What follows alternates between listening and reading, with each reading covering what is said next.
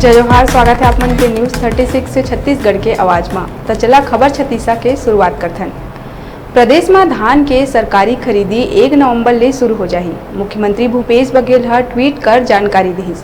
तौहे धान उपार्जन बर तैयारी शुरू कर दिए गए। धान खरीदी के दौरान किसान मन ला कोनो तरह के दिक्कत न हो एखर बर अधिकारी मन ला निर्देश दिए गए। कांग्रेस सरकार के कार्यकाल में ऐसे पहली बार हुई जब धान की खरीदी नवंबर में शुरू हुई।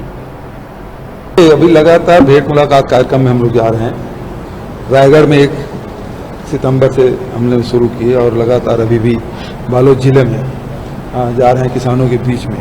तो करीब वहाँ 4 विधानसभा उधर और इधर 2 विधानसभा।